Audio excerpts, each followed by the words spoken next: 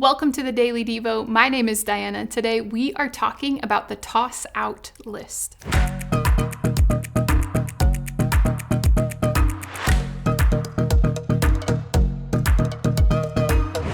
We're in the midst of a series looking at how we talk with one another. Well, check this out. Colossians, it's a book in the Bible in the New Testament, and chapter 3 is talking about life for anyone who has received the grace of Jesus. It is reminding followers of Jesus that their life is hidden in Christ now. It's different. And in this chapter, chapter 3 of Colossians, it is reminding Jesus followers of things to rid their life from and things to live into and to put on.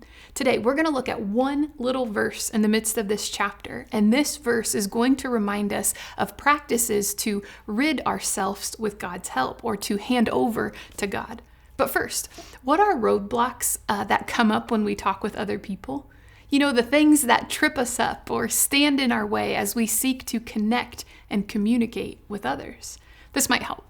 Think of a hurdle race in track and field. You know, in this race, runners train to jump over the obstacle, the hurdle, that stands in the way of them running straight. And in this particular race, they try to do it as quickly as possible. Well, what are a few hurdles in conversations and connection? Maybe you thought of distractions, things like TV, sports, our phones, or even a talkative toddler who wants your attention. They can be distractions in a conversation. Listen to Colossians chapter 3, verse 8. It says, "But now you must rid yourselves of all such things as these: anger, rage, malice, slander, and filthy language from your lips." What a list. Anger, rage, malice, slander, filthy language. As you reflect on your conversations this week, do you have any of those hurdles present? It's a common hurdle for all humans. That's why it's written about here in Colossians. For example, has anger shown up? Maybe as aggression or passive aggression? How about slander? Have you noticed you're consistently talking bad about others or tearing them down? Is that creeping into your conversation?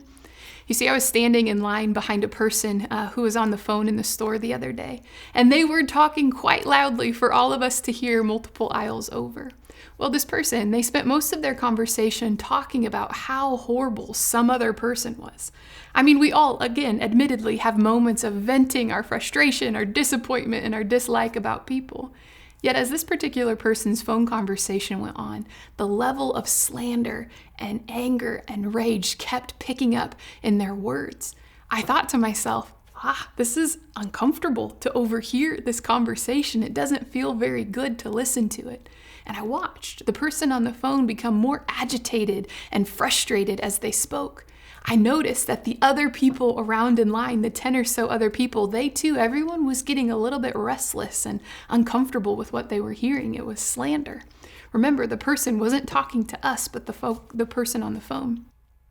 That experience got me thinking, our words matter, and they can impact how we think, how we feel, and how we act. They can impact our mood and our perspective and that of those around us. As you listen to Colossians 3:8, is there one of these emotions that's at work in your experience that maybe God is saying, hey, it's time. Let's surrender this. Let's grow in this particular area. Let's listen again and say, Lord, is there one of these that you want to help partner with me to get rid of and to hand over to you so he can replace with his ways? Listen to Colossians 3:8. But now you must also rid yourself of all such things as these: anger, rage, malice, slander, and filthy language from your lips. I encourage you to check out and read the entire chapter 3 in the book of Colossians. Read through it and notice what other options and support followers of Jesus have.